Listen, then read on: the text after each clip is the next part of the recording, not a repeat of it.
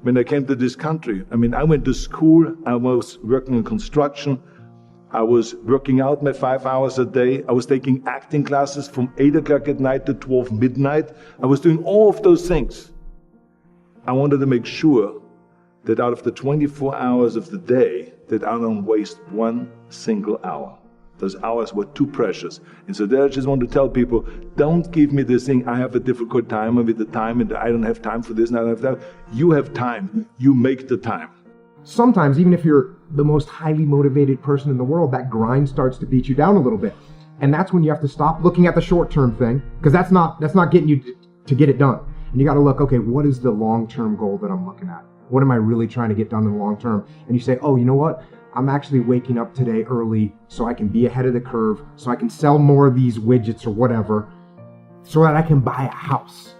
And you know what? Today matters. Today matters. This decision that I'm making right now is that first step. It's me taking one stroke, swimming in the right direction, heading towards the shore. And if I don't take this, I'm not making any progress. I've been struggling. We still had all the same problems.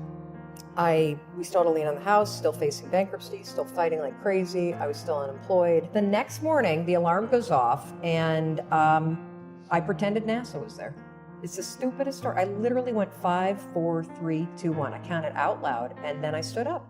And I'll never forget standing there, and for the first time in 3 months, I had beaten my habit of hitting the snooze button. I couldn't believe it, and I thought, wait a minute. Counting backwards, that is the dumbest thing I've ever heard in my entire life. Well, the next morning I used it again and it worked.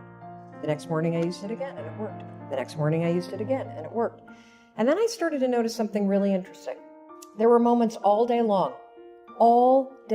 long, just like that 5-second moment in bed, where I knew, knowledge, what I should do. And if I didn't move within 5 seconds, my brain would step in and talk me out of it. Every human being has a 5-second window, might even be shorter for you. You have about a 5-second window in which you can move from idea to action before your brain kicks into full gear and sabotages any change in behavior. Because remember, your brain is wired to stop you from doing things that are uncomfortable or uncertain or scary. It's your job to learn how to move from those ideas that could change everything into acting on them in the smallest moment. We always talk about hunger and how you always want to outwork your competition regardless of how successful you may be lucky enough to be. You want to be hungry. If you know what it's like to be hungry, you'll never be full. It's one thing to be hungry. It's another thing when you're starving for greatness and starving for success. What if a lot of times I'll be in a 200-mile run or something like that, and I'm all jacked up. Body's broken, mind's broken, spirit's broken. I started to say, what if I can pull this off? Greatness, it's in my DNA. I know what it's like to operate every single day, regardless of the success that I've been a lucky son of a bitch to achieve. I operate every day as if I'm starving. You don't stop when you're tired. You stop when you're done. You stop when you complete it, when you execute it. Execution is worship. And so I execute for my mom. I execute for my grandma. I execute for my sister. I execute for those kids in the hood who looking for a role model. That's why I wear the hat with a PhD. That's why I wear the J's. So when the kids in the hood look at me, they say, if E.T. can do it, I can do it. That's why I can't quit and give up, even though I get tired just like everybody else. Why? Because this is what I do. This is my lane. This is your lane. You gotta murder it. So when I ask you, you got energy, don't play with me. When I say again, you got that energy for the next 100 days, I need to feel your soul in this room. All right, I can. I don't care if you got to listen to me 1,000 times. I need you to get crystal clear about your future. Because the only reason why you are here, the only reason why you're alive is because you have work to do.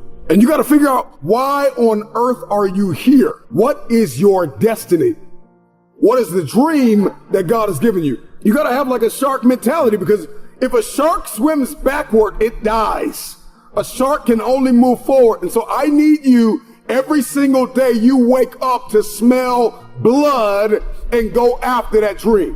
When you are hungry, you are creative. When you are hungry, you are innovative. When you are hungry, when you are no longer full, when you are no longer satisfied, with where you are and you raise your standards, it is only then that you can have your future.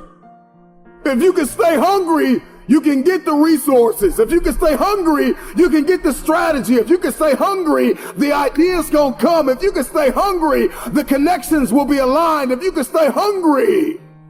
The problem with many of you is that you got full, you got complacent, you got lazy. Somewhere along the line, you lost your enthusiasm, your optimism. You lost your hunger.